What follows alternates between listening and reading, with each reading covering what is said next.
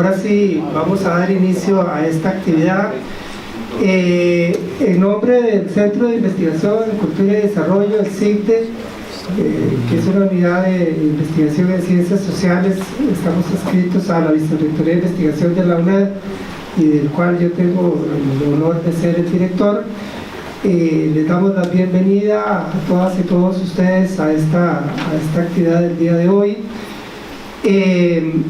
Vamos a estar presentando el informe final de un trabajo de investigación que ha realizado nuestro compañero aquí sentado, Andrei Badilla. Andrei es politólogo de formación con maestría en estudios latinoamericanos y un poco por insistencia mía, por majadería mía, se ha venido especializando en temas de seguridad social y yo espero que siga en el futuro trabajando en temas de seguridad social y su proyectado doctorado, que espero que se haga realidad pronto. Seguramente será también por presión aquí del director del centro de reconocerlo en temas de seguridad social. Hoy nos ocupa el tema de la Caja Costarricense de Seguro Social, una institución fundamental para la sociedad costarricense, sin ninguna exageración. Yo creo que difícilmente habrá una institución en Costa Rica que juega un papel tan fundamental para nuestra sociedad, para la democracia costarricense, para la paz social en Costa Rica, para la justicia social en Costa Rica, de la forma como es el papel que corresponde a la Caja Costarricense del Seguro Social. Lamentablemente la Caja ha sido debilitada a lo largo de los años, ha pasado momentos de muchos apuros financieros, pero más allá de que hoy día el tema de si la Caja está financieramente en peligro o no, no es el tema que en este momento esté en el debate.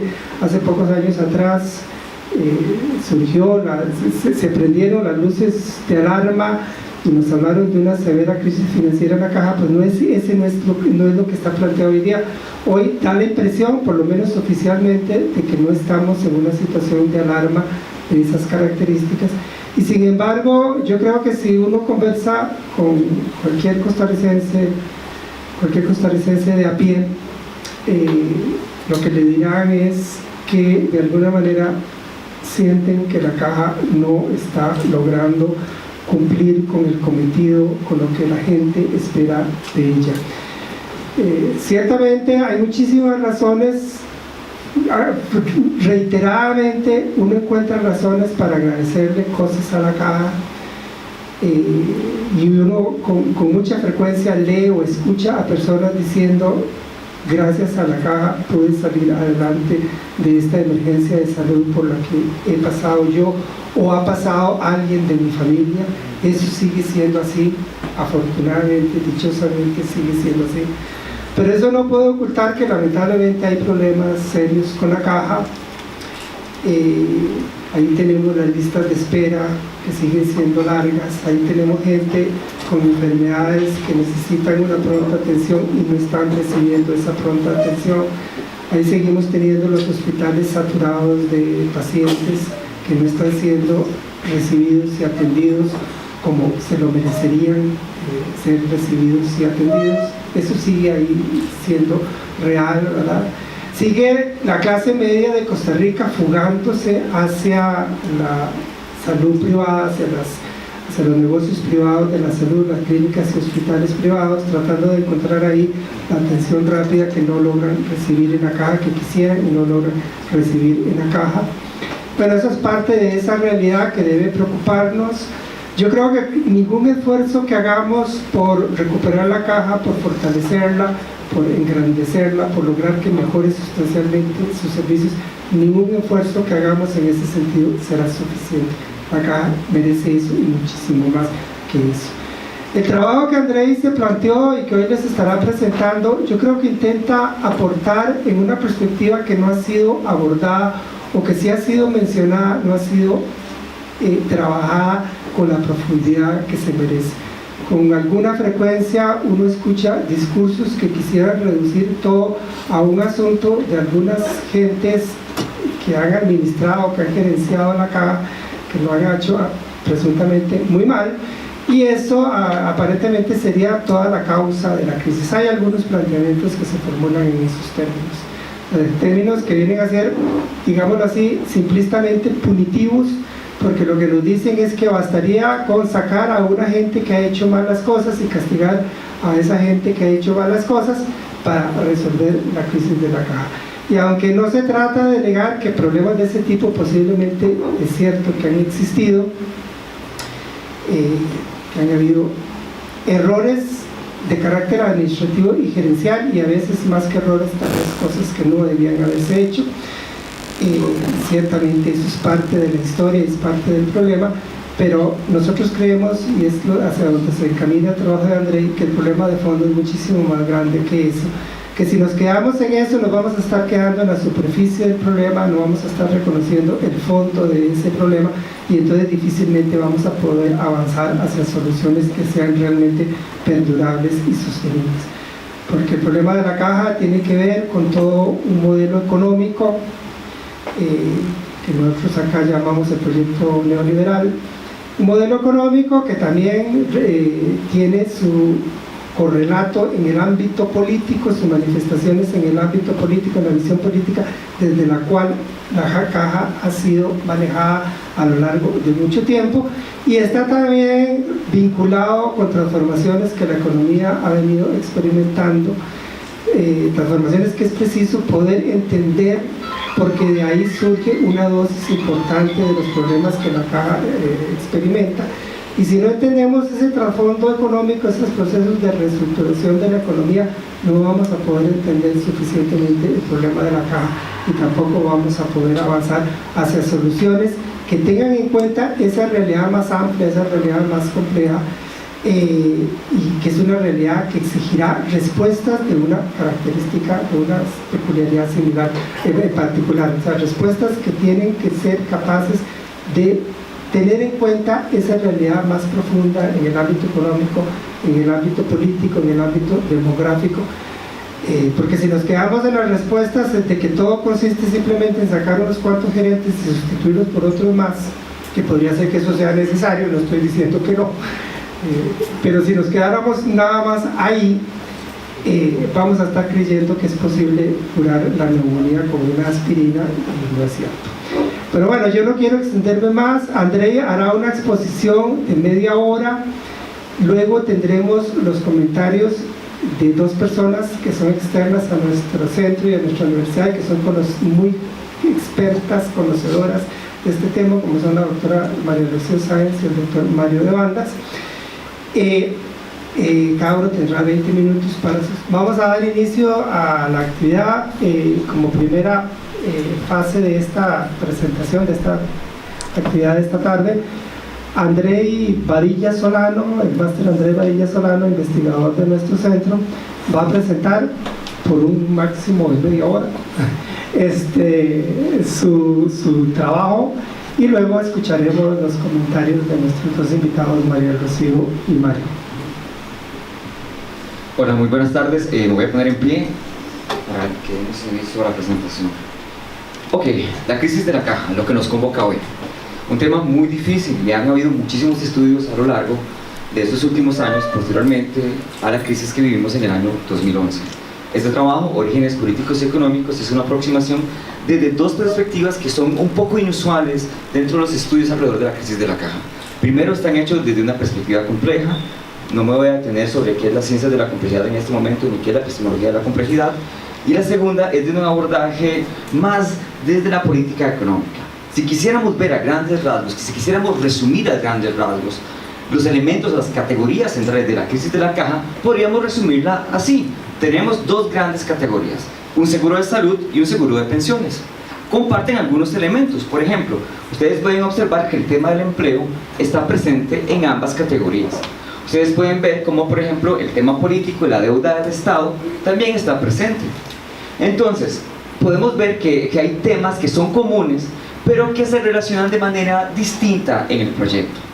Yo voy a enfatizar ciertos elementos, algunos que tienen que ver con el problema estructural de fondo del empleo, otros que tienen que ver con el problema, el cambio demográfico y en el perfil epidemiológico que ha tenido Costa Rica, luego con para mí uno de los problemas centrales que tiene que ser la deuda del Estado. Ahora, entremos en materia. Vamos a ver, la flecha funesta. ¿Cuándo empezó verdaderamente la crisis de la caja? Uno podría pensar que la crisis de la caja empezó en el año 2011, cuando aparece el primer informe, pero eso no es necesariamente cierto. Mira, en el año 1982, vamos a situar aquí, en la administración Carazo, se crea la autoridad presupuestaria y se crea la ley de incentivos médicos, que actualmente sigue vigente. Y en el año 1984 se crea la ley para el equilibrio financiero del sector público. La suma de esas dos variables crea una condición que es muy importante. La ley creada en el año 84 establece que todas las instituciones del Estado, incluida la Caja, debían declarar un superávit del 10% de su presupuesto para comprar bonos del Estado, desde el 84. Y eso se aplicó hasta el año 1999, en el que la Sala, a través del voto 73-79, dice que instituciones autónomas como la Caja están exentas de esta clase de directrices. Sin embargo, durante 10 años, más de 10 años, son casi 15 años, la Caja se vio en la obligación de declarar un superávit del 10% de su presupuesto para comprar bonos del Estado. En otras palabras, se le quitó a la institución durante 15 años 10% de su presupuesto. ¿Cuánto es el monto total al que asciende el monto que retiró a la institución? No lo sabemos, yo no tengo el dato todavía. Pero este es uno de los antecedentes centrales. Estamos hablando de 1984, yo estaba naciendo. Ok, sí estoy joven, yo sé. Muy bien. Ok, ¿dónde es visible, por ejemplo, el impacto que tuvo la disminución de ese presupuesto? Aquí, vamos a ver, esta es la inversión, ya casi nos devolvemos a la flecha funesta. Miren, aquí lo que vamos a ver es el porcentaje destinado a la construcción de nuevos edificios, a la compra de servicios de gestión y apoyo y a la compra de maquinaria inmobiliaria. La flecha amarilla es servicios de gestión y apoyo. Como ustedes pueden ver en este gráfico, la inversión en construcciones nuevas o en maquinaria no alcanzaba ni siquiera el 3% del presupuesto total. Y actualmente la institución tiene un rezago de más de 14 años en infraestructura. Mientras que servicios alcanzó en un punto máximo casi el 6% del total del presupuesto de la institución. Por supuesto, cuando se debilitan los servicios, la infraestructura, es necesario contratar servicios, ¿o no? Bueno, regresemos entonces, vemos que la captura de ese presupuesto es visible en indicadores de este tipo. Por ejemplo, que no se podía destinar para la construcción de nuevas unidades médicas, no se podían comprar nuevos aceleradores lineales, o bueno, otra clase de equipos médicos. Muy bien, regresemos. Entonces podemos situar como antecedente inmediato la ley del equilibrio financiero del año 1984, que es la administración Carazo. Muy bien, ¿por qué? Porque en la crisis de la Caja tendemos a creer que el problema se va a aliviar llevando sangre al río y cortando cabezas, y eso es tremendamente irresponsable. Eso viene a solucionar una porción muy pequeña de la crisis de la institución. Vamos a ver, situémonos en el año 1994, administración Figueres. Se crea la ley 73-74, que por cierto, esa ley es un poco complicada porque se llama algo así como préstamo del Banco Interamericano de Desarrollo para comprarle los zapatos a la tía Fernanda que se los perdió no sé cuánto. La cosa es así, y en el artículo 5 dice la responsabilidad del Estado de contribuir por la población en condición de indigencia, pero el título de la ley no es ese. El título de la ley es préstamo del Banco Interamericano de Desarrollo para la construcción del Hospital San Rafael. Muy bien, en el año 1994 se crea la ley 73-74 y se le asigna FODESAF la responsabilidad de contribuir por la población costarricense en condición de indigencia. Pero ¿cuál es el problema? Que nunca se le asigna la partida presupuestaria para que pueda efectivamente realizar la contribución. Entonces se le asigna la responsabilidad, pero nunca los recursos, y se acumula una deuda histórica desde el año 94 hasta el 2007, desde este año hasta el 2007, que ascendía aproximadamente a 301 mil millones de colones. No son 4 pesos, es mucha plata. Muy bien, en el año 2004 Rodrigo Arias López da la primera advertencia sobre la crisis que se mencionaba en el sistema de pensiones, una advertencia que fue desoída. Y en el año 2007, en Administración Arias, llega nuestro famosísimo Eduardo Dorian. ¿Qué es lo que pasa en el año 2007? Que la Contraloría General de la República le hace la consulta a la Junta Directiva de la Caja sobre cuál es la metodología para contribuir por la población en condición de indigencia. La Junta Directiva asume la consulta y determina, con Dorian a la cabeza, que la contribución no se tiene que hacer por el total de la estimación de la población en condición de indigencia, sino por aquellas personas en condición de indigencia que han hecho uso efectivo del servicio. En otras palabras, ya no era una estimación sobre la cantidad de personas en condición de indigencia, sino sobre las personas indigentes que habían hecho uso del servicio. Y dicen que la deuda, que era de 301.000 millones, pasa a ser una deuda de 120.000 millones y que tiene efecto retroactivo. En otras palabras, y efecto retroactivo, y por analogía se puede aplicar lo mismo para la contribución del Estado por el Código de Niñez y Adolescencia. Muy conveniente, porque en los 2 años posteriores al 2007, la deuda vuelve a alcanzar una cifra de 120.000 millones. Estamos hablando del 2007 al 2009. Del 2007 al 2016 alcanza la cifra aproximadamente de 700.000 millones de colones. Si quieren hacerse una idea de cuánto dinero es eso, aproximadamente un 1%, aquí Luis Mario me corrige, un 1% del PIB es aproximadamente poco menos de 350.000 millones de colones. Y la deuda que el Estado adquiere, ¿lo dije bien? Poco más. ¿De cuánto está? 800. Poco más de 300.000. Ok, poco más de 300.000 millones de colones, poco menos de 350.000, ¿es así, correcto? Muy bien, entonces estamos hablando de una deuda de 700.000 millones de colones, estamos hablando prácticamente de 2 puntos porcentuales del PIB solamente en la deuda del Estado por la contribución en población de indigencia o el Código de la Niñez. No son 4 pesos. Muy bien, luego viene la crisis económica mundial del año 2008 y 3 años después viene el famoso informe de la OPS sobre la crisis de la institución durante la administración Chinchilla, y hasta el último punto que yo metí en mi informe, que es hasta el año del estudio doctoral que hace la Universidad de Costa Rica. Posteriormente, este año vienen 2 trabajos más míos, uno que escribí en coautoría sobre pensiones con Stephanie Ramírez, que no ha llegado, una socióloga, ahorita debe llegar, si no es que me está llamando y llamando. Muy bien, vamos a ver. Teniendo presente el escenario que yo les traje, vamos a ver un problema que es, para mí, uno de los problemas centrales en la crisis de la institución, que es el problema estructural del empleo. Vamos a ver, ¿cuál es el estado actual del empleo en Costa Rica? Esta es la población en condición de informalidad. ¿Qué es la informalidad en Costa Rica? La informalidad son personas que tienen un empleo, pero que no están inscritos en el registro de la propiedad o que no llevan una contabilidad formal, y por tanto no pueden contribuir a la seguridad social. Esto puede ser leído de las 2 primeras maneras y de esta segunda, que son personas que no contribuyen a la seguridad social. ¿De cuántas personas estamos hablando? Estamos hablando de que el 45, ubiquémonos aquí en el total, que es el azul, está desglosado por hombres y mujeres, ¿lo pueden ver? Ok, esto es para el último trimestre del año 2016. Cerca del 45% de la fuerza de trabajo de Costa Rica se desempeña en el sector informal.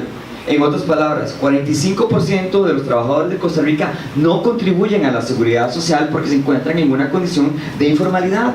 Esto ya es de por sí gravísimo, porque hasta ese momento significa que prácticamente 4 de cada 10 trabajadores no contribuyen por razones de informalidad, pero se pone peor el escenario. Si ustedes al final salen muy enojados, lo logramos. O sea, de verdad que sí. Si salen contentos, significa que no lo logramos. Entonces, muy bien. Ok, esta es la tasa de ocupación. Históricamente, Costa Rica nunca ha alcanzado una ocupación mayor al 58% de la fuerza de trabajo de Costa Rica, mientras que la media europea anda por el 65%, para que tengamos una comparación. Ok, vamos a ver. Esta es la tasa de desempleo y la de desempleo ampliado.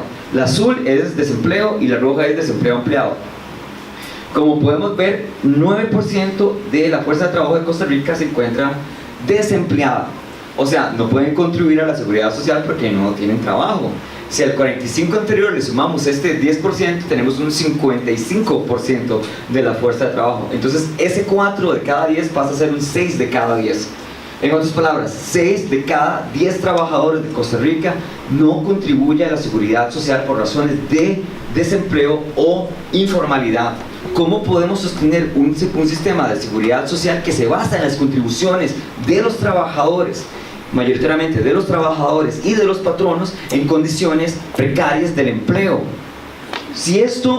A esto tenemos que sumarle lo siguiente, que es el subempleo. El subempleo puede entenderse de dos maneras. Son personas que, pudiendo trabajar una jornada completa, trabajan tiempos parciales, o sea, que trabajan medio tiempo, un cuarto de tiempo, o como en ciertas universidades un octavo de tiempo en investigación, algo parecido. O personas que deciden, hay otro tipo que se llama subempleo por nivel de ingresos, que es que están recibiendo un salario menor del que deberían recibir por las competencias que tienen. Muy bien, vemos aquí que el 10% aproximadamente, son 9.3, se ha mantenido la tendencia, aproximadamente 10% de la fuerza de trabajo de Costa Rica se encuentra en subempleo. ¿Por qué este dato es importante, pero no lo podemos añadir a la fórmula anterior? Porque sí reciben un ingreso, y es un ingreso formal, entonces contribuyen a la seguridad social, pero podrían contribuir muchísimo más si tuvieran una jornada de tiempo completo o si tuvieran un salario mejor remunerado. Muy bien. Pero hay otro problema enorme en el empleo costarricense, y que tiene que ver con la productividad. ¿Cuánta riqueza produce? ¿Qué tan productivo es un trabajador costarricense? Vamos a ver este dato. Costa Rica es el segundo país en el mundo donde más horas se trabaja al año. No somos unos vagos, eso es mentira. No somos unos vagos, somos los segundos en el mundo donde más horas trabajamos. El primer país en el mundo donde más horas se trabaja es México, y el segundo somos nosotros. En este comparativo que realicé a partir de datos de la OIT y del OCDE, lo que podemos ver es el promedio anual de horas trabajadas por trabajador. Digamos, México trabaja aproximadamente 2.246 horas al año. Los costarricenses trabajamos 2.230 horas al año. Y lo comparé con el otro miembro de América Latina que es parte de OCDE, que es Chile. Y Chile trabaja casi 1.000 horas menos que nosotros al año, pero vean la razón, producen casi $10 más por hora que nosotros.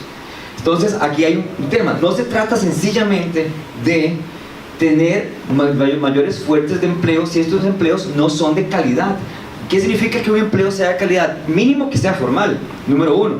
Y número dos, que sean altamente productivos. ¿Por qué? Porque podemos seguir generando muchos empleos, pero si son empleos de baja calidad, en condiciones de informalidad o de baja productividad, vamos a seguir cayendo en este problema recurrente del Estado costarricense. Y no es un problema nuevo, no es un problema que una administración pueda resolver en un año. Es un problema que acarreamos aproximadamente 40, 50 años, que por supuesto ahora empezamos a ver las gravísimas consecuencias de el problema estructural del empleo. Muy bien, entonces hasta este punto que tenemos claro que para sostener a la seguridad social ocupamos contribuciones. Pero ¿quiénes estamos contribuyendo? 4 de cada 10.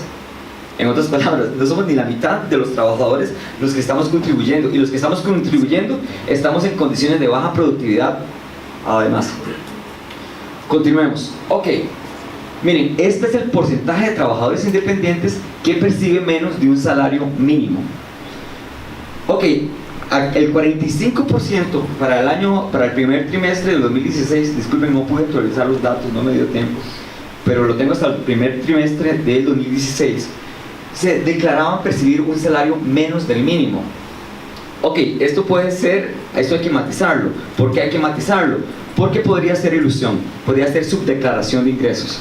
Entonces, mientras que en el INEC solamente el 16% de todos los trabajadores independientes declara tener un salario menos del mínimo, en la caja el 33% declara tener un salario, más del 33%, en este caso el 45%, declara tener un ingreso menos que el mínimo. Entonces lo que podríamos ver es que en los trabajadores independientes, que incluye a los trabajadores liberales, entiéndase, como, no voy a señalar ninguna profesión, ¿verdad? Pero fue la primera que se me ocurrió, digamos un abogado, digamos, un abogado o un médico puede, como no emite factura digital hasta hace muy poco, era muy fácil subdeclarar ingresos y de esa manera evitar contribuir o hacer las contribuciones mínimas a la seguridad social. Este es un elemento que yo desarrollo en el trabajo, los invito a leer. No me voy a detener mucho hoy porque solo me dieron 30 minutos y trabajé 2 años, entonces muy bien. Varias cosas. Teniendo presente cuál es el escenario del empleo en Costa Rica, pasemos ahora al perfil demográfico y al perfil epidemiológico de Costa Rica. Vamos a ver, no somos la misma Costa Rica de hace 30 años, no padecemos de las mismas enfermedades, pero además hemos cambiado. Vamos a ver aquí, la expectativa de vida. En promedio los hombres tienen una expectativa de vida 5 años menor que las mujeres y contribuyen un 6% más a la seguridad social. Ojo, este dato hay que matizarlo, van a ver por qué. Entonces, vean, la expectativa de vida promedio es la amarilla. Vamos, para el año, actualmente, en el 2018, está en 80 años. Se espera que para el año 2025 llegue al 81. Aquí en el 2018, los hombres vivimos aproximadamente 77 años y las mujeres un promedio de 82 años. ¿Cuál es la situación que tenemos actualmente aquí? Vamos a ver. Las mujeres son más desempleadas, sufren más de desempleo y cumplen una doble o triple jornada que no es remunerada ni es reconocida. Pero además pueden jubilarse a años más temprano que los hombres, muchísimo más temprano, un año nada más.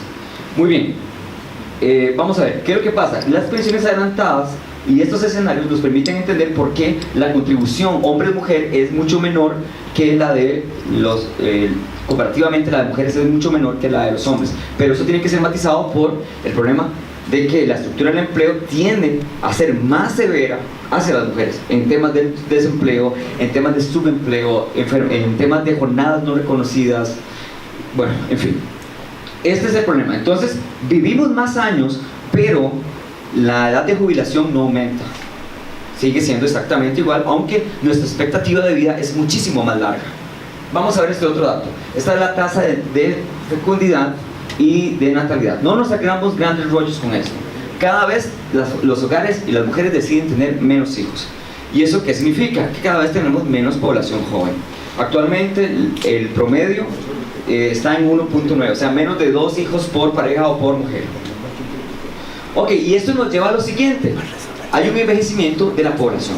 En el lado izquierdo ustedes pueden ver que en la estimación de la población mayor de 65 años se espera que para el año 2050 un quinto de la población costarricense sean adultos mayores. Estamos hablando de más del 20% de la población costarricense van a ser adultos mayores. Y eso explica por qué al aumentar el porcentaje de adultos mayores, el radio de soporte tiene a ver creciente. ¿Qué es el radio de soporte? El radio de soporte es la relación trabajadores económicamente activos y cotizantes por cada persona jubilada. En el año 2012 había 7.6 personas jubiladas, trabajadoras cotizantes por cada persona jubilada. Se espera que para el año 2060 la relación sea 2:2. O sea, en otras palabras, habrá 2.2 trabajadores económicamente activos y cotizantes por cada persona jubilada. No lo podemos sostener. No se puede sostener un sistema de jubilación en condiciones de bajo nivel de población económicamente activa. Vamos viendo el escenario. O sea, no solamente se trata de que hay un problema estructural de fondo que tiene que ver con el empleo, sino que también demográficamente estamos cambiando, tenemos menos hijos, vivimos más años y tras de eso, vamos a ver, la cantidad de personas, de trabajadores jóvenes también tiende a disminuir, pero eso se pone peor. Vamos a ver, ok, esto lo voy a leer así. ¿Cuáles son las enfermedades de las cuales sufrimos actualmente? Y si hay algún epidemiólogo aquí, es súper bienvenido a intervenir cuando quiera. Vamos a ver, las enfermedades de las que estamos sufriendo son enfermedades del sistema circulatorio, enfermedades del corazón o enfermedades crónicas, que son enfermedades que son muy costosas y que tienen que ver con la calidad de vida de Costa Rica. Pero vamos a ver por qué es tan importante el perfil epidemiológico, y me lo van a disculpar, pero voy a leer los 3 puntos en negrito. Número 2, porque no existen estudios técnicos que vinculen el perfil epidemiológico y demográfico por red de servicios en Costa Rica. Ahorita vamos a ver un tema de Sendeis que fue el que más me escolarizó cuando lo leí. Vamos a ver. Luego, segundo, actualmente el país no cuenta con bases en series históricas que ofrezcan datos completos y de fácil acceso sobre la evolución epidemiológica del país, o mejor dicho, sí se cuenta con bases de datos sobre aquellas enfermedades de reporte obligatorio, pero no así para el desglose total de las enfermedades reportadas en el país. Bueno, a veces desconoce la instancia de querer darle utilidad a este tipo de información. Y aquí viene el punto que para mí es el más trágico de todos estos, que es hasta el año 2013 se crea el primer estudio de médicos especialistas con base en un perfil epidemiológico. ¿Por qué esto es importante? ¿Por qué? Porque nos permite determinar las necesidades en médicos especialistas. ¿Se acuerdan cuando uno va al hospital y dicen es que el anestesiólogo no está? Oh, ok, y es que el cardiólogo, solo hay un cardiólogo, y usted se queda como, uy, ¿y el paro? ¿Verdad? Ok, no sabe qué hacer. Bueno, y hasta el año 2013 se crea el primer estudio sobre necesidades epidemiológicas necesidades de médicos especialistas con base en necesidades epidemiológicas. Hasta el año 2013. Antes de eso se utilizaba una metodología que se llama metodología de consulta a expertos. Y los expertos eran los mismos médicos de la institución. Esto es un clarísimo conflicto de interés. Pero bueno, por cierto, el año 2013, recuerden que el informe de la crisis de la caja aparece en el año 2011. Entonces, 2 años después del informe de la caja, aparece el primer estudio sobre necesidades de médicos especialistas con base en el perfil epidemiológico. Por eso es tan importante contar con este tipo de estudios. Ok, continuemos. Bueno, pero ¿qué pasa con las pensiones? Que esa es la cosa que nos asusta a todos. Yo lo que quiero decirles es lo siguiente. Bueno, este es el comparativo del año crítico según escenario y evaluación. Ok, vean, del lado izquierdo, contribuciones insuficientes, ingresos totales insuficientes y las reservas se agotan. Aquí, en estos 2 años, en el estudio del 2010 y el de la UCR, que es del 2015, hay de por medio el estudio Melinsky. Pero dado la severísima y crítica que le hizo el estudio de la Escuela Actuarial de la Universidad de Costa Rica, decidimos no incluirlo. Muy bien, ¿qué es lo que ustedes están notando aquí? Que hay datos, hay años que se repiten, escenarios críticos. Por ejemplo, el año 2028, estamos hablando de una década, mientras que otros nos dan un margen un poquito superior de 2 décadas, máximo 3 décadas. ¿Esto significa que pensiones está quebrada? No, significa que tenemos que tomar medidas ya, para ayer, que nos permitan sortear las dificultades que se avecinan para nosotros. Muy bien, veamos cuáles son esas dificultades. Muy bien, vamos a ver lo siguiente. Ok, el seguro de pensiones. Nuestra legislación crea 2 condiciones que nos permiten fortalecer el seguro de pensiones. La primera tiene que ver con el artículo 78 de la Ley de Protección al Trabajador. Vamos a ver las cifras. En el periodo 2013-2015, vamos a ver el artículo 78 de la Ley de Protección al Trabajador nos decía que el 15% de las utilidades, para ver aquí un toquecito, muy bien, que la contribución que debería dar el artículo 78 para el periodo 2013-2015 es de 20.000 millones de colones. Nada despreciable. Pero ese año solo se lograron recaudar 14.000 millones, es decir, hay un faltante de 6.000 millones de colones. Luego, en el año 2016, se calcula que la contribución por el artículo 78 debería ser de 12.000 millones, pero las instituciones solo pagan 3.000 millones de colones, hace falta 8.000 millones de colones ahí. Muy bien, pero ahora esto se pone todavía más feo. Y es así, vean, el artículo número 3 de la ley 7092 indica que la caja goza de exoneración del impuesto sobre la renta por ser una institución autónoma. Sin embargo, el Ministerio de Hacienda ha retenido indebidamente por títulos invertidos en el periodo, ya vamos a ver los títulos, en el periodo 92-95, la suma equivalente a 2.000 millones de colones. Es un montón de plata.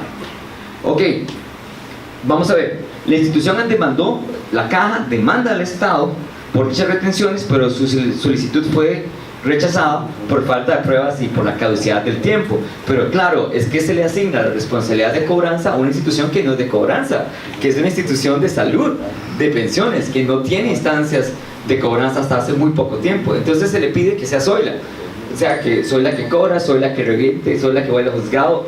No.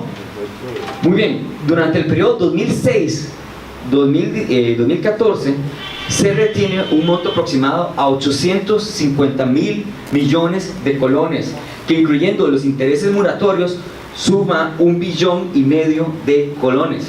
¿Recuerdan cuál es el equivalente de un 1% del PIB? Que es aproximadamente 350.000 millones. Estamos hablando que la deuda que tiene el Estado costarricense con pensiones es aproximadamente del 8% del PIB de Costa Rica. El 8% es demasiada plata. Y ojalá solo fuera esa la única deuda que tiene, pero tenemos una deuda más grande. Muy bien, ubiquémonos así: deudas del Estado, así, en plural. Muy bien, tenemos un Estado costarricense que tiene una base tributaria insuficiente o tiene insuficiencia de ingresos, entonces no puede financiarse, entonces tiene que recurrir a mecanismos internos o externos de financiamiento de su propio déficit. Como vimos en la administración Carazo, con la ley del año 84, una manera de financiar su propio déficit era captando recursos de instituciones, entre ellos la Caja. Entonces, pero el Estado ha venido haciendo esto sistemáticamente desde el año 1984. Vamos a ver, el Estado al seguro de salud le resta, como lo vimos con FODESAF, las contribuciones a través de la ley de indigencia y el Código de la Niñez y Adolescencia. Se les resta. ¿Se acuerdan las cifras? 301.000 millones y luego 700.000 millones, lo que es equivalente a 1.000 millones, o sea, 1 billón. Es demasiada plata. Muy bien. Pero entonces el Estado, ojo, y ahí es donde viene la triquiñuela. Tengo esta deuda, no sé cómo pagarse la salud, y entonces le hago bonos del Estado. Y el Estado le paga a salud con bonos. ¿Y adivinen quién compra los bonos? Pensiones. Negocio redondo, ¿o no? Entonces, el Estado le paga a salud la deuda que tiene a través de taca-taca, a través de bonos. ¿Y quién lo compra? Es el seguro de pensiones. Pero ¿por qué acumula deudas? Porque tiene una base tributaria insuficiente. Y aún así no queremos seguir hablando del problema fiscal en Costa Rica. Pero bueno, vamos a ver. ¿Recuerdan el artículo 78 que les mencioné hace un rato? Leámoslo un momentito. Sí. ¿Cómo les va? Hasta luego. Muchas gracias. No, mentira. Voy a terminar aquí. ¿Están enojados? ¿No? ¿Sí? Sí, ok. Tienen que estar muy enojados. Okay. 3 minutos y termino aquí. Ok, el artículo 78 dice que sobre las utilidades de las instituciones públicas se establece una contribución del 15% de las utilidades de las empresas públicas. Como vimos, las empresas han buscado mecanismos para no pagar ese 15% sobre las utilidades. Y después vamos a pensiones. La retención del impuesto a la renta, lo acabamos de ver, que es equivalente casi a 1,5 billones de colones. La ley de protección al trabajador es una cifra nada despreciable. El 90% de la cartera de inversiones de la institución se encuentra en bonos del Estado porque se ha utilizado este mecanismo. Y dejemos de culpar a los trabajadores de pensiones, porque solamente el 3% del presupuesto de la institución se va a remuneraciones. Esto no tiene sentido. Y podemos saber aquí, y vuelve el perro arrepentido. Vean, y entonces vuelve el perro arrepentido, y con esto termino. Digo vuelve el perro arrepentido porque es pensiones, otra vez, como el Estado tiene una deuda por la ley 73-74, le paga a través de bonos y lo compra pensiones. Y con esto termino, ¿verdad? Me alcanza como 1 minuto. Ok, es un minuto guanacasteco.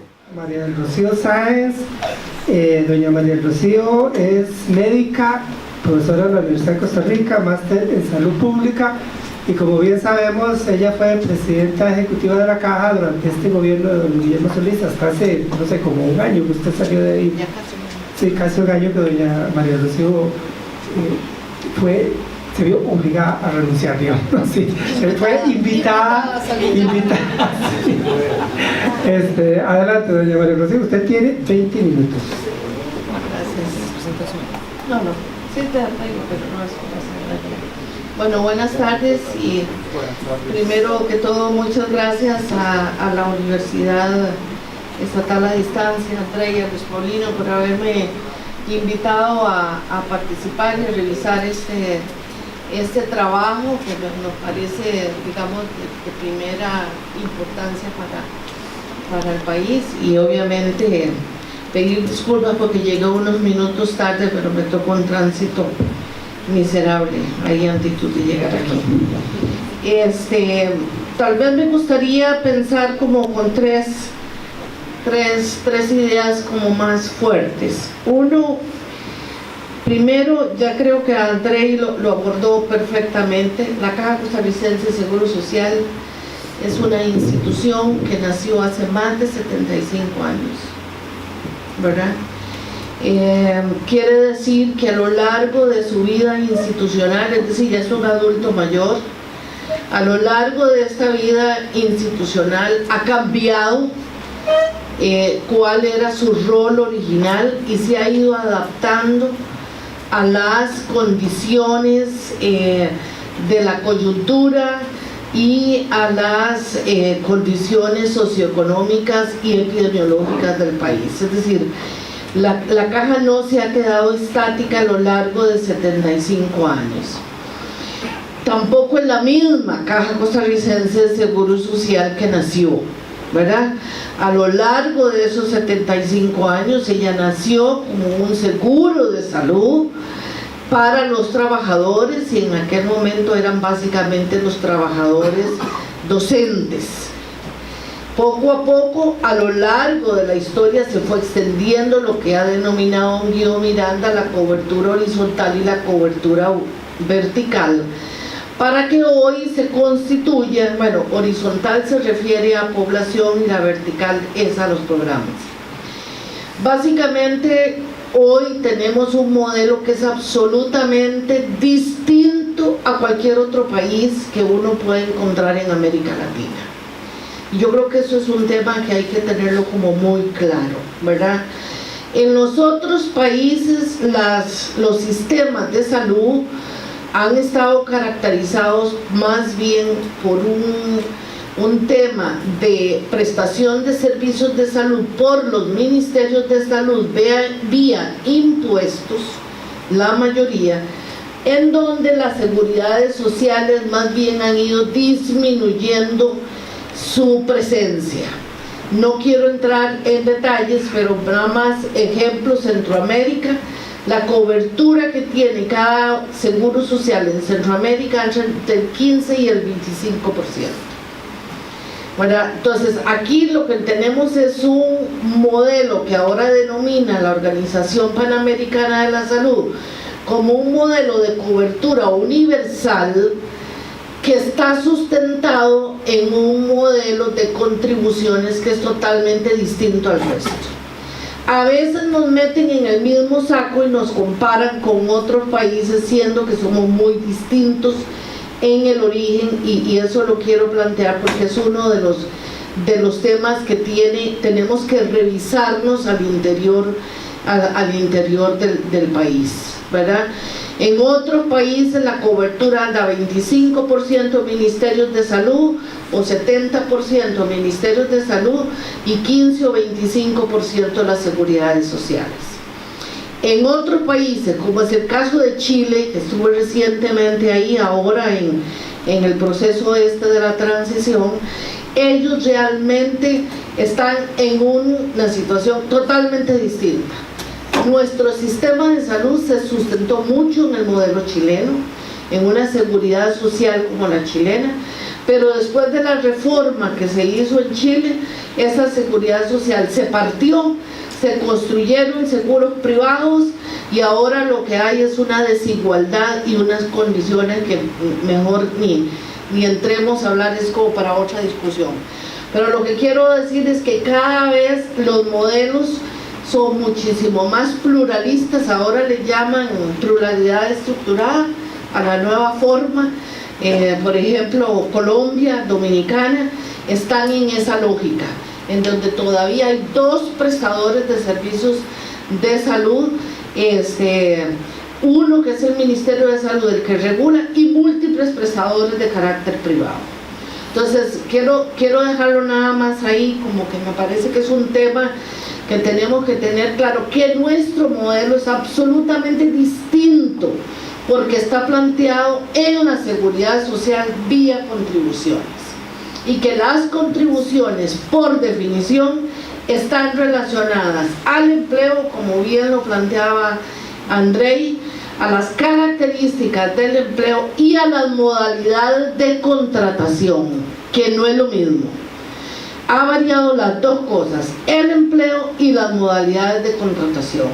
Ahora tenemos, como digo yo, ahora somos más rateros, trabajamos un ratito aquí, un ratito allá, ¿verdad?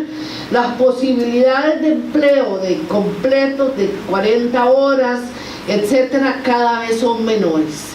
Las posibilidades de adherencia de un trabajo de más de 30 años con solo un empleador son muy pocas. Ahora las personas cambian de empleo cada 5 años, cada 3 años, a veces cada año.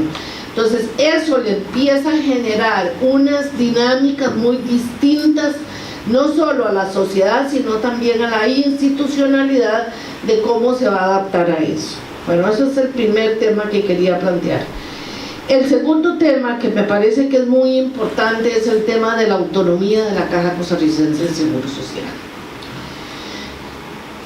La autonomía de la Caja es una autonomía que está dada por Constitución y a la que yo respeto profundamente, porque si no fuera que no está en la Constitución, ya no existiría. Eso se los digo de claro, porque las presiones que hay en el mercado de la salud son muy grandes, ¿verdad? Entonces ahí yo creo que hay un tema fundamental. Pero una cuestión es la autonomía institucional que está dada por la Constitución política y otras son las fuerzas políticas alrededor de esa autonomía. Y ahí es donde tenemos debilidades muy profundas. Es decir, que esté en la Constitución es necesario, es pertinente, pero no es suficiente. Tenemos que valorar más cómo es que está esa autonomía dada en el funcionamiento, ¿verdad? Y por eso es que uno ve a lo largo de la historia institucional crisis que se han generado, la mayoría externas a la Caja, no necesariamente se han generado internas a la institución, pero que obviamente repercuten en el accionar institucional. No quiero decir que no se han generado algunas internas, pero digamos las de mayor peso, las que más han golpeado a la institución, se han generado por esas influencias políticas que se dan. Y para qué les voy a decir el ejemplo mío. Yo soy testigo de haber tomado una decisión para fortalecer las pensiones y me invitaron a salir, ¿verdad? Entonces yo me pregunto, ¿y dónde queda la autonomía de la Caja? ¿Alguien levantó la voz para decir que eso no era posible? Nadie. Es una decisión política. Entonces esa decisión política tan bonita que se vio ahí, que algunos la aplaudieron porque estaban deseando que no se fortaleciera el régimen de pensiones, ¿verdad? Entonces realmente ahí yo creo que tenemos que repensar qué es ese tema de la parte de la autonomía institucional. Pegado a esa autonomía institucional está el tema de la misma conformación de la Junta Directiva, que yo creo que es muy importante. Esa conformación de la Junta Directiva, y tengo que decirlo con toda honestidad, gracias a que me invitaron a salir, me fui a leer los acuerdos constitucionales cuando se planteó que la Junta Directiva de la Caja tendría que tener 3, 3 y 3. Y ahí logré encontrar que realmente el constituyente hizo algo muy importante. En el seno de la Junta Directiva de la Caja, todos tenemos igualdad de peso, todos los sectores. No hay mayoría, solamente para, digamos, dirimir un empate. Pero el resto somos 3, 3 y 3. Más democrático que eso no existe. Si los que están ahí adentro saben para qué están, ¿verdad? Entonces, el tema que yo planteo aquí es que a mí me parece que es muy importante en este tema de la conformación de la Caja Costarricense del Seguro Social, que pensemos para el futuro y repensemos cuáles son las calidades que deberían de tener las personas que están representando a los diferentes sectores. No solo respetar a los sectores, porque eso hay que hacerlo, está dado por Constitución, pero a mí me parece respetuosamente que se debe de plantear algunos requisitos para la gente que esté ahí. No solamente el que sea honorable, etcétera, etcétera, tiene que haber un conocimiento, porque ya lo dijo Andrei, en un escenario de grandes complejidades de toma de decisiones, ¿verdad? Entonces me parece que ahí hay otro tema digamos, importantes en esa línea. El otro aspecto que quería mencionar es el tema de las crisis. Digamos, cuando el término crisis aparece, o los que promueven una crisis o levantan la voz alrededor de una crisis, esperan convocar a las sociedades en pro de defensa de esa institución. Pero en esta coyuntura que tenemos de país, también se levantan los que están esperando esa crisis, no necesariamente con los mismos intereses.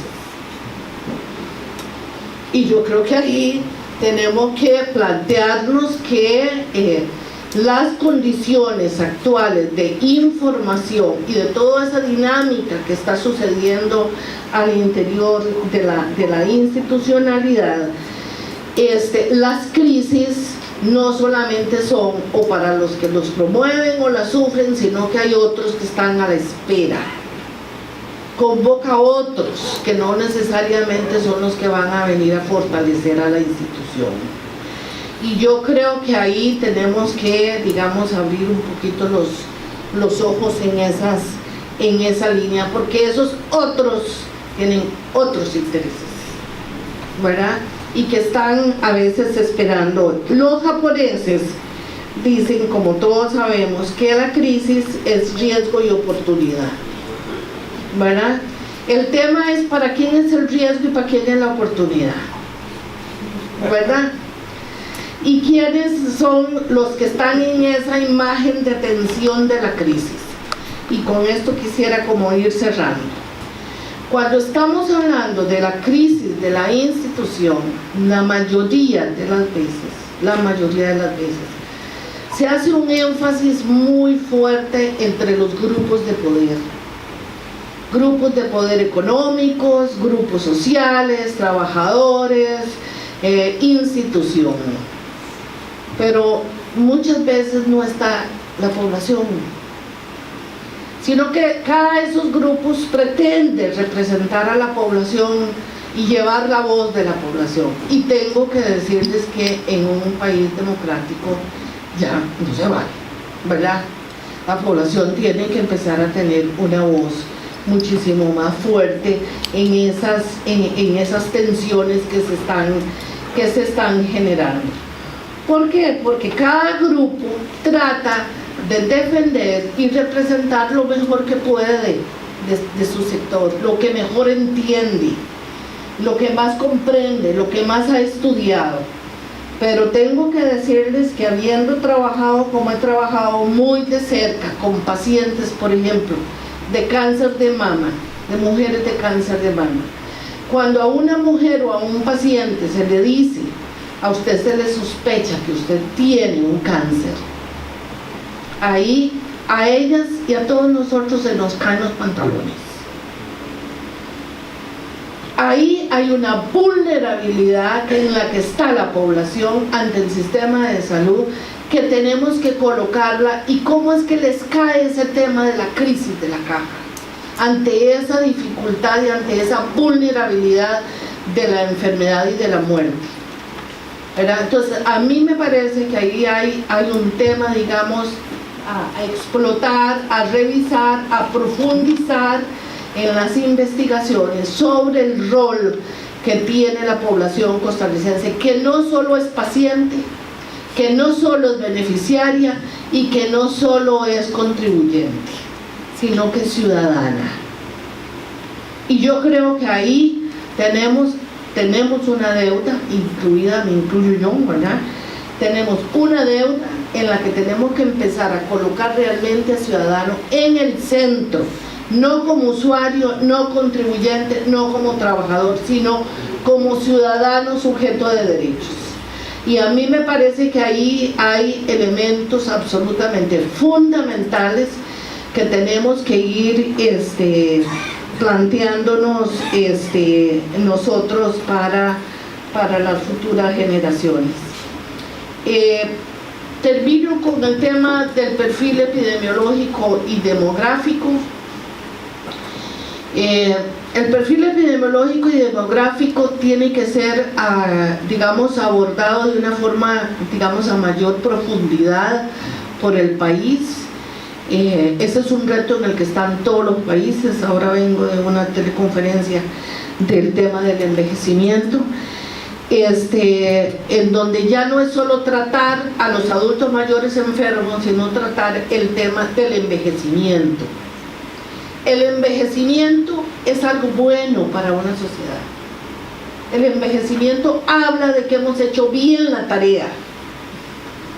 Hemos logrado que la gente no se nos muera a tempranas edades y por lo tanto va a vivir mucho. Pero no lo hemos asumido como un logro, lo hemos asumido como un problema. Y mientras lo sigamos enfocando como que eso es un problema, al final terminan los adultos mayores abandonados en los hospitales, porque es un problema de los servicios de salud, no es un problema, no es un logro de la sociedad. Y el otro aspecto que tiene que ver con este tema es el tema de las enfermedades crónicas. Sí, ya termino. Enfermedades crónicas. Ahí decían algo, Andrei, que es muy importante sobre el tema de que no hay datos de el perfil epidemiológico en largo plazo. Tal vez decir que en los años 60, 70, 80, todavía parte de los 90, pero digamos en esos años, la gente se enfermaba y se moría de enfermedades que ahora llamamos potencialmente evitables. Es decir, hay desarrollo tecnológico para que la gente se enferme, pero no se muera, ¿verdad? Ahora lo que tenemos es gente que se enferma, no se muere, pero como diría Cotico, siempre lo uso de ejemplo, ese carapacho de la hipertensión arterial ahí atrás, usted se lo lleva y le echa cositas al carapacho. Entonces es obeso, es hipertenso, es diabético, es cardiópata. Eso, y a lo mejor se muere en un accidente de tránsito, ¿verdad? Lo agarra el cheque. Entonces, con esto quiero decir que hay un reto enorme para la población, para las familias, para las comunidades, para los servicios de salud, de lo que es la continuidad de la atención. Y esa continuidad de una enfermedad que además se hace progresiva. Es decir, se nos van pegando cositas en el camino, ¿verdad? Entonces no solamente es que soy diabético o tengo azúcar en la sangre, sino que si no me cuido voy a terminar con los riñones malos, voy a terminar con un problema del corazón. Es progresiva, es decir, no se detiene, ¿verdad? Entonces creo que ese tema, para dejarlo nada más ahí planteado como el gran tema que nosotros tenemos de abordar en estos temas, y felicitar a Andrei por el trabajo y a ustedes en esta actividad. Muchas gracias. Realmente, en lo personal, un viejo amigo mío, fuimos parte de un grupo que se llamaba Pensamiento Solidario, que allá en los tiempos del TLC, cuando estábamos en medio de aquel agudo y polarizado debate sobre el TLC, nuestro grupo dio aportes importantes desde la perspectiva del no. Ahí está María Eugenia Trejos, Silvia Rodríguez, el mismo José María Villalta fue parte de ese grupo, Gerardo Fumero, Mario y yo también éramos parte de ese grupo. Mario, al igual que este servidor que está aquí sentado, colega economista también, ¿verdad? De los que prometemos no volverlo a hacer. Mario fue diputado, aquí trabajó en la UNED, fue director de extensión de la UNED, y hoy día es representante por la parte trabajadora en la junta directiva de la Caja. Adelante, Mario, 20 minutos usted también.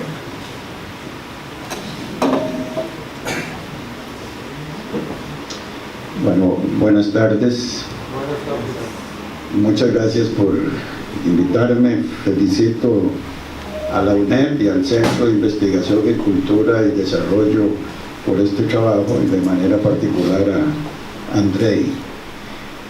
Definitivamente es muy poco el tiempo para discutir sobre un tema tan complejo.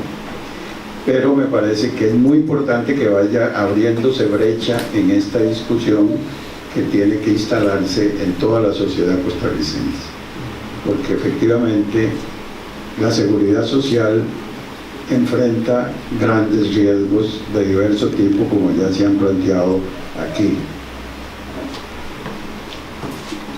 Bien, se señala que los problemas de la caja no son todos internos a la caja. Una institución de esa magnitud, yo me reúno con diversos sindicatos y conversando con los compañeros de un banco me hablaban de los graves problemas administrativos del banco. Cuando le pregunté, bueno, ¿cuántos trabajadores tiene el banco? 3.700 trabajadores. Y la caja tiene 56.000 trabajadores. En todo el país hay... Cuando ustedes van a un hospital y entran a un hospital, el otro día estuve en el geriátrico, que es relativamente pequeño comparado a otros, es una monstruosidad eso. La administración de un hospital, solo la administración, es un tema muy complejo.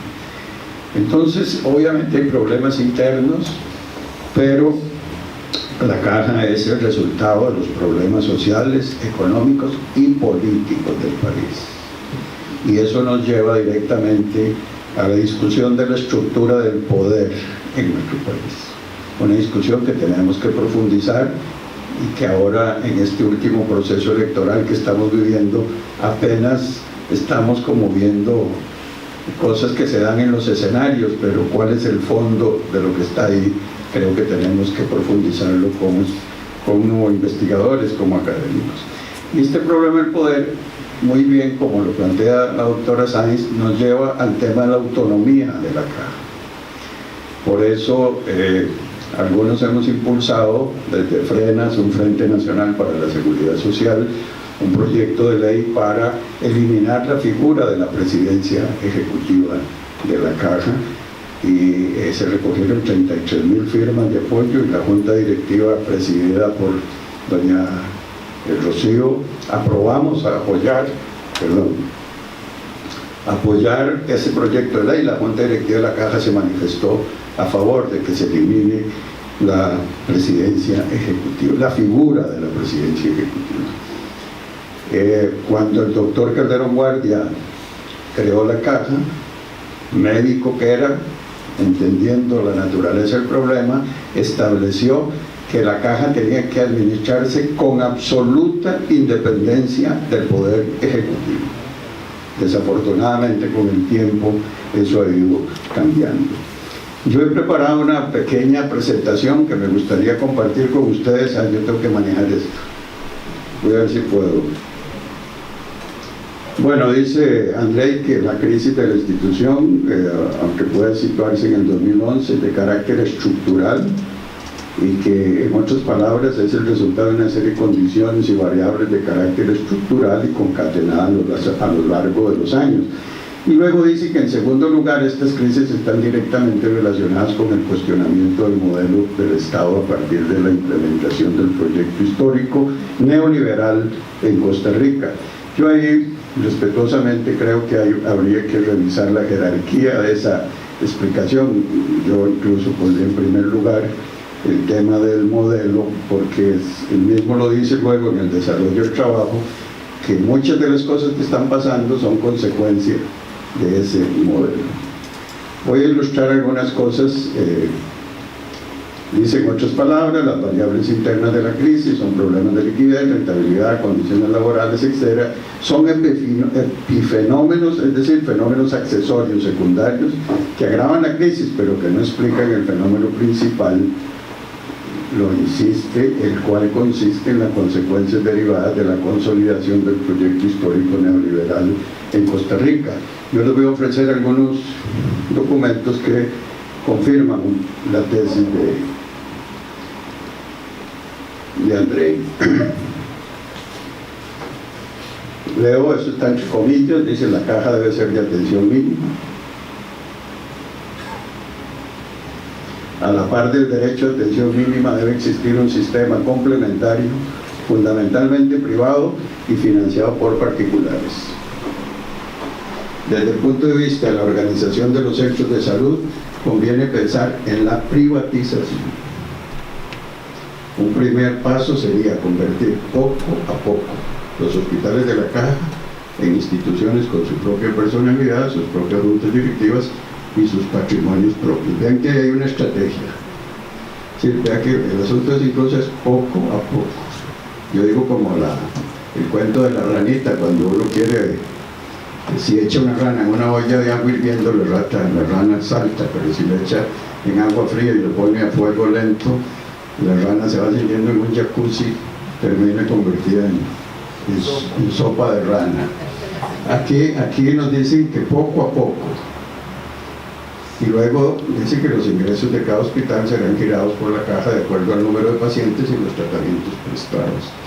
Esto lo dice don Miguel Ángel Rodríguez en un libro que se llama El progreso por la libertad, páginas 445-447 de 1989. Entonces uno dice, bueno, pero eso lo dijo él. Pero cuando fue presidente se dictó la ley número 7852 ya de la desconcentración de hospitales y clínicas de la Caja. Ese ya es el reglamento de esa ley, y aquí ya se da el primer paso, la desconcentración de los hospitales de la Caja. Obviamente, quiero ser sincero, cuando yo voy a hablar con el director del Hospital México y veo la complejidad de eso, y que en oficinas centrales se tuviera que resolver hasta el nombramiento de un auxiliar de enfermería, pues uno piensa que el director del hospital tiene que tener cierta autonomía para tomar decisiones. Pero es que en esa desconcentración que se dio tenía el propósito de ser el primer paso en una estrategia que estaba definida por don Miguel Ángel ya en un libro, y que se hizo muy mal. Esa desconcentración le costó a la Caja muchos miles de millones, que todavía no se sabe cuánto, porque eso no se ha cuantificado, porque luego tuvo que devolverse. Eso, perdón, quiero decirlo, porque ya no está en la lista electoral, lo llevó a ejecutar a la Caja don Rodolfo Pisa como presidente ejecutivo nombrado por don Miguel Ángel Rodríguez. Y ahora ha surgido un neoconservadurismo en el mundo, y leo esta cita porque me parece que es importante. Se pregunta, ¿cómo pueden surgir normas en la sociedad que limiten el libertinaje, restablezcan la ética de la disciplina y el trabajo? ¿Qué nuevas normas constituirán un freno de la liberación producida por el estado de bienestar social, de modo que las virtudes de la competencia individual para el éxito puedan dominar de nuevo? Bell es un escritor que escribe esto, ve un renacimiento religioso como la única solución. La fe religiosa unida a la fe en la tradición proporcionará a individuos con identidades claramente definidas y seguridad existencial. Dice, bueno, pero este es el pensamiento del señor Trump, y lo estamos viviendo en estos momentos, pero vean, yo subrayo para efectos de lo que nos interesa aquí. Ya se me perdió la lucecita. Bueno, vean ustedes que dice: ¿qué nuevas normas constituirán un freno de nivelación producida por el estado de bienestar social? Es decir, es la exaltación de la competencia individual. Si nosotros creamos normas que nos den garantías a todos, nos achantamos, eso es lo que está diciendo. Hay que combatir eso para que la gente pelee, luche, se la juega para que se eleve la producción en un país. Por eso es que ese pensamiento fue el que derrotó las reformas de Obama en materia de salud en los Estados Unidos.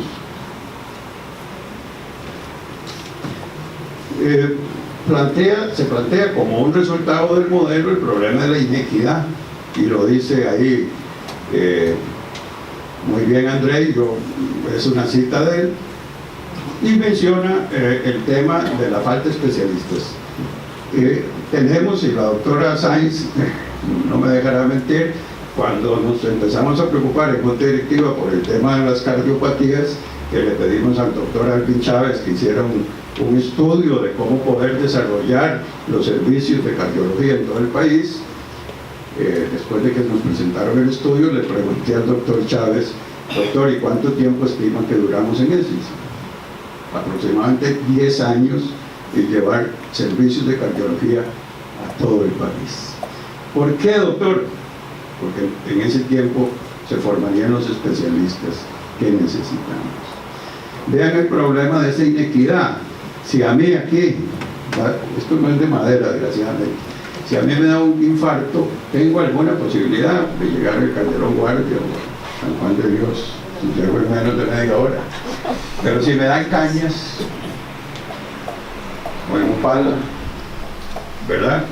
Entonces vean el problema de la inequidad, no solo con los sectores de la ciudad en términos de pobreza, sino con los términos regionales. Y ahí tenemos un problema que este país tiene que resolver, que es el tema de la falta de especialistas, y aquí tengo compañeros que saben cuál ha sido mi posición en ese tema en relación con la forma como se seleccionan los candidatos a hacer especialidades en la Universidad de Costa Rica. Quiero señalar que este no es un problema exclusivo de la Caja. La Caja muchas veces crea las plazas, pero la limitación está, el filtro está en los programas de posgrado que dirige la Universidad de Costa Rica, y lo hablé hasta con el rector. No voy a repetir las palabras que me dijo, pero me dijo: yo no puedo hacer nada en ese tema porque lo maneja la Escuela de Medicina. Para reafirmar esto, un dato del 2017: de cada 100 hogares de Costa Rica, 20 hogares, los más pobres, se quedan con 4 colones del ingreso que se produce, y los 20 hogares más ricos se quedan con 50 colones. Ahí tenemos el dato de la inequidad expresado en términos económicos, y eso tiene consecuencias obviamente sociales, etcétera, en el país. Dice que el artículo 6 dice que el costo de atención de la población indigente se cubrirá, estoy citando a Andrei, con los recursos provenientes de las partidas del Fondo de Asignaciones Familiares, para lo cual se utilizará como referencia el porcentaje de cotización media. Y aquí he tenido una lucha que he perdido en contra de ello.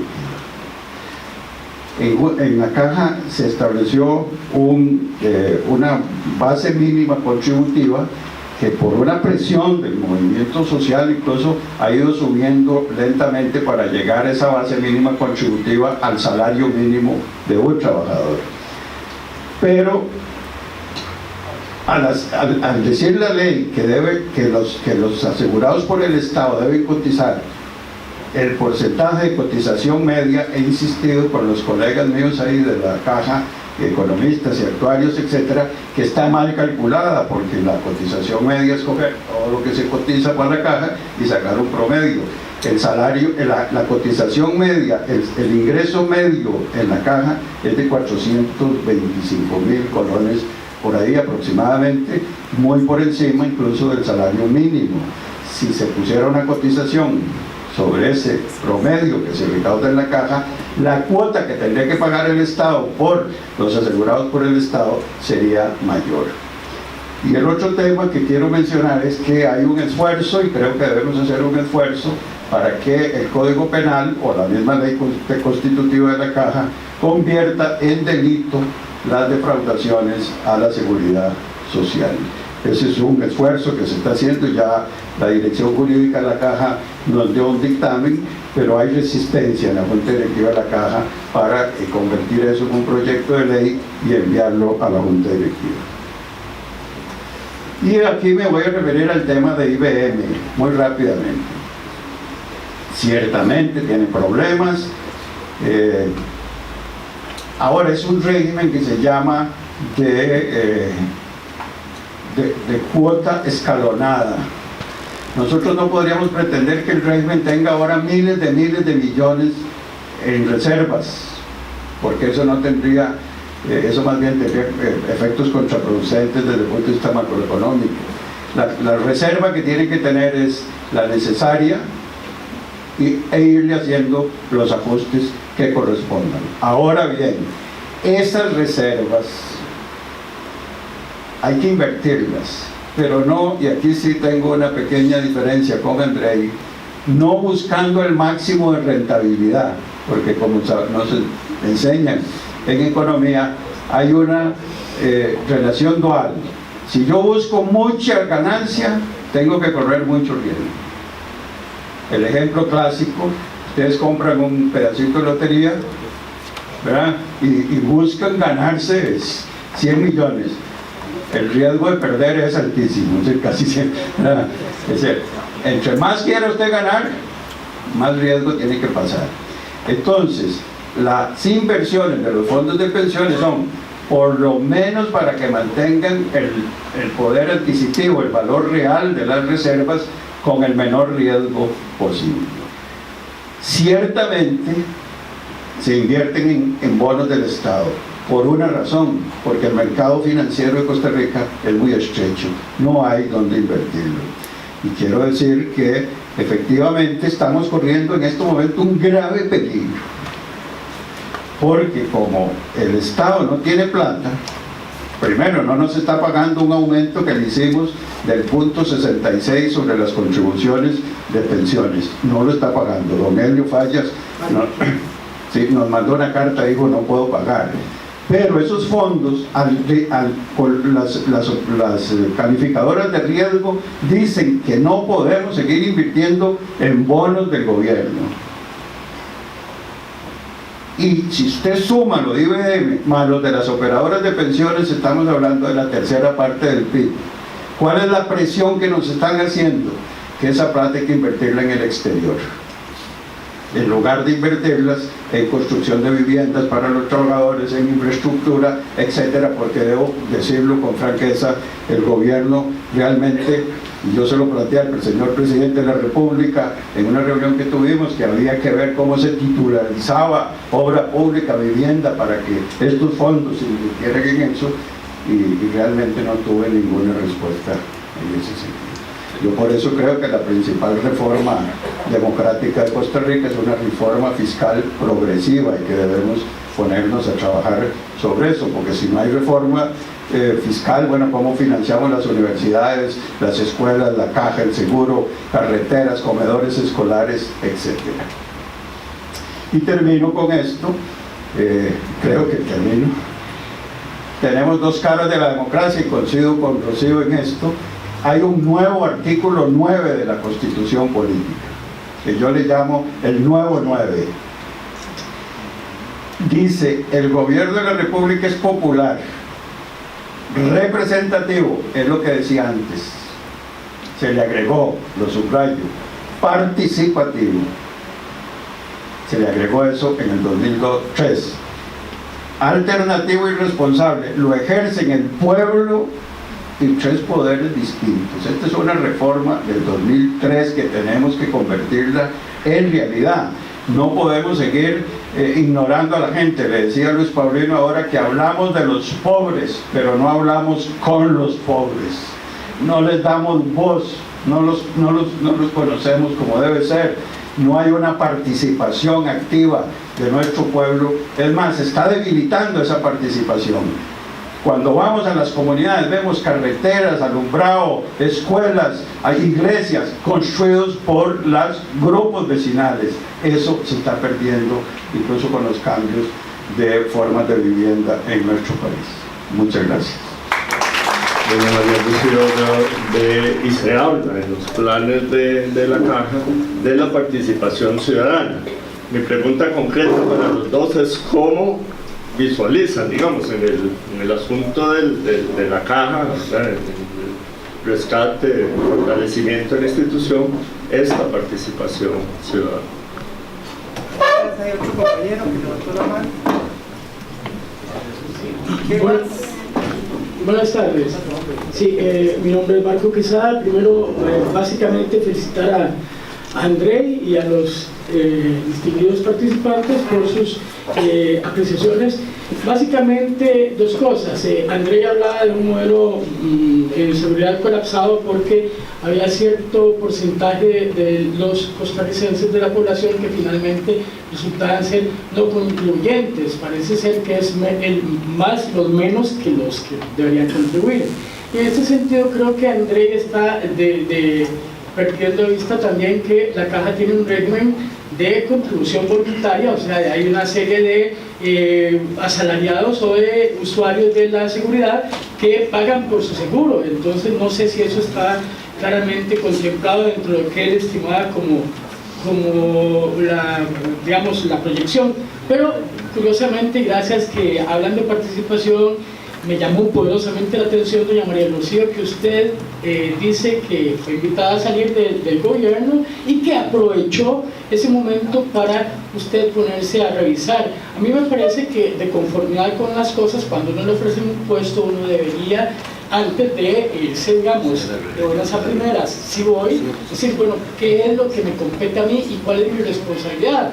Entonces, ya cuando yo salí de lástima, que ahora me di cuenta que podíamos hacer esto, pero estando en posiciones de poder, lo interesante sería justamente decir, bueno, yo vengo aquí a darle una palabra tanto a este sector como a la participación popular que estoy ahora defendiendo, y es justamente esta. Ya cuando salí de muchas gracias, ¿verdad? Entonces, básicamente eso sería como esa, lo digo de la mejor forma. Entonces tal vez si usted pudiera explicar un poco por qué se dio esa visión hasta después de que tuvo usted la cuota de poder que le correspondía. Tago, allá hay compañero allá.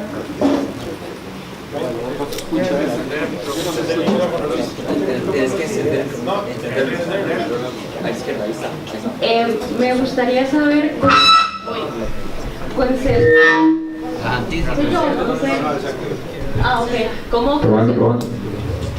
¿cómo conceptúan ustedes la compra de servicios a la UNIBE por la administración de 33 EBAIS de este sector justamente?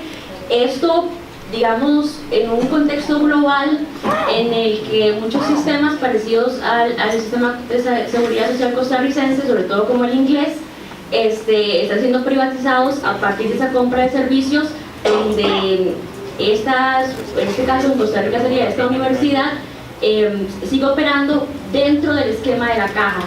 Entonces, ¿cómo conceptúan ustedes que esa compra de servicios puede significar un cambio en el sistema de seguridad social nacional? Tago, aquí tenemos dos, aquel compañero y este primero aquel de allá, y luego usted allá atrás. Esos tres y paramos para que contesten. Bueno, primero felicitar a André por el gran trabajo y a todos los que nos acompañan el día de hoy. Yo tengo una duda oyendo la exposición de André. El desastre en la caja como que empieza en principio de los 80s. Casualmente en ese momento se da la ebullición y empieza a crecer lo que es la medicina privada. Entonces, si hay alguna relación comprobada, ya sea por empujoncillo político, digámoslo así, entonces no sería nada del otro mundo, pero sí, casualmente los números que me estaban dando por fecha, me parecen que tienen mucha similitud, y tal vez puede ser, como dijo la señora doctora, que lo de la crisis y la oportunidad. Eso es. Este compañero, exactamente. Luego allá atrás y luego aquí. En primer lugar, gracias por las excelentes conferencias. Mi pregunta es muy sencilla. ¿Cómo logramos llegar a la gente con conferencias como estas? Estoy convencido que si la cantidad de gente que ve Informe 11 viera en conferencias como estas, mañana cambiaría la caja. ¿Cómo rompemos el monopolio mediático de, ya sabemos, Teleteca y Repretel, para que conferencias como estas le lleguen a la gente? Allá.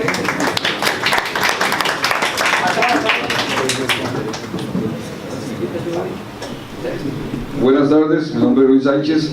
Durante 20 años laboré para la empresa privada, gracias a Dios hoy no lo hago. Bueno, vi durante esos 20 años es una práctica normal en la empresa privada esconder tanto impuestos como pagos a la caja. Eso de que al trabajador se le reporta a la caja el salario más no las horas extras. O sea, si este delito siempre ha existido. Usted puntualizó esto, ¿verdad?, sobre el delito que existe de cobrar al empleado la cuota de la caja, más no se le traslada a la caja, no se le paga. Usted dice que se ha luchado para convertirlo en algo más y llevar a los actores hasta las instancias judiciales. Solamente lo puede hacer la Junta Directiva de la Caja, o alguien más podría llevar este proyecto de ley a la Asamblea Legislativa para convertirlo en un delito. Gracias. Aquí hago. ¿Alguien más? Si no cerramos este ciclo, aquí Luis, entonces, y cerramos con Luis para que ellos contesten. Buenas tardes, mi nombre es José Enrique Chacón. Yo pertenecí durante 9 años a la Junta de Salud de Curridabat, la cual está actualmente por Uribe. A mí me da pavor, realmente me da mucho miedo enterarme de que entre 2 años la Caja va a asumir esos EBAIS. Y no solo tengo entendido que son los terceros, sino que también las cooperativas son terceros. Entonces quiere decir que va a asumir los 1000 y resto de EBAIS que están por terceros actualmente. La Caja, todos lo sabemos, y puedo dar fe de ello, con ejemplos muy claros sobre la clínica de mi pueblo, que es Desamparados, la Marcial Fallas. Hoy por hoy está catalogada como una de las clínicas más malas que hay en el país. ¿Por qué? Porque cuando se creó la clínica Marcial Fallas, la población de Desamparados era muy pequeña, realmente. Hoy por hoy, esa clínica tiene que ver la población de Desamparados, de Acerrí y de Acosta. Entonces la Caja, tratando de solucionar el problema, habían planificado y proyectado construir un hospital como debe ser. ¿Y qué hizo la Caja? Le dieron a tornillo con el dedo a los desamparadeños. Construyeron un CAIS, que el CAIS todos lo sabemos, es un poco más que una clínica, pero muchísimo menos que un hospital. Y a los 2 o 3 años de inaugurado, ya colapsó. Hoy por hoy la clínica Marcial Fallas la ha intervenido 3 veces. Ya, ahí ha habido de todo, hasta balaceras, pacientes desesperados por las horas de horas que tienen que esperar, han agarrado golpes a los médicos y han llegado ya al colmo de que en todos los consultorios los médicos tienen un timbrecito de alarma para en caso de un paciente agresivo, desesperado, tocan el timbrecito de alarma y aparecen 2 gorilas en la puerta del consultorio. Entonces, ¿está la Caja en capacidad realmente? Porque si la capacidad que dice tener la Caja va a ser obligar a los pacientes también a estar a las 3 de la mañana haciendo fila con 20 segundos Desamparados, o también lo que le sucedió a un señor de 82 años hace poco, que le dieron una cita para el 2028, a mi hija también, a mi propia hija, le dieron una cita para el 2029. Mi hija tal vez lo aguante porque tiene 42 años, pero el señor de 82 años. Entonces, esa es la inquietud que yo tengo y la gran angustia de si realmente la Caja asume, y asume como debe ser, tratando al asegurado, a los pacientes, no solo con calidad, sino que con calidez también. Eso, a mí me dicen, ¿usted defiende la Caja? Bueno, ya terminó mi nombramiento en la Junta de Salud, ahora en diciembre se terminó ya después de 9 años. Pero a mí me dicen, ¿usted defiende la Caja? Yo defiendo a los asegurados. A ellos son los que defiendo. Porque también el personal de la Caja tiene innumerables beneficios. Cuando se pensionan le dan 20 años, les pagan 20 años. Cuando yo me pensioné me pagaron 8 años nada más. Entonces, ese es uno de los grandes privilegios que tienen los empleados de la Caja. Esa es la inquietud mía. A ver, y me gustaría que me respondieran a ver si efectivamente, porque hace poco también en diciembre me encontré a don Mario. Compañeros, no nos alarguemos demasiado.